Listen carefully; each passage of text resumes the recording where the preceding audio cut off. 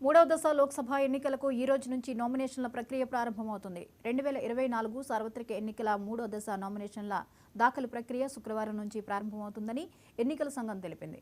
మూడవ దశలో 12 రాష్ట్రాలు, కేంద్రపాలిత ప్రాంతాల్లోని UT94 నియోజకవర్గాల్లో మే 7న ఓటింగ్ జరుగుతుంది. ఓట్ల లెక్కింపు జూన్ 4న జరుగుతుంది.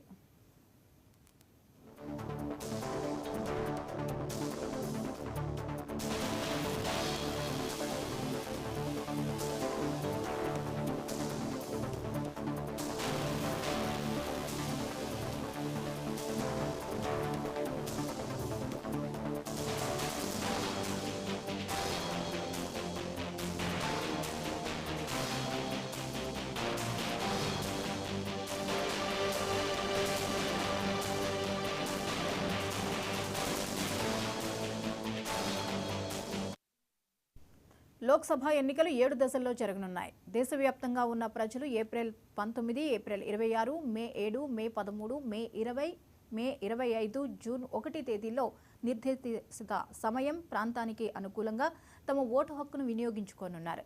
లోక్సభ 2024 ఎన్నికలకు సంబంధించి 12 రాష్ట్రాలు, కేంద్రపాలిత ప్రాంతాల్లోని 94 పార్లమెంటరీ నియోజకవర్గాల గెజిట్ నోటిఫికేషన్ ఇవాళ విడుదల చేస్తారు ఈసీ అధికారులు.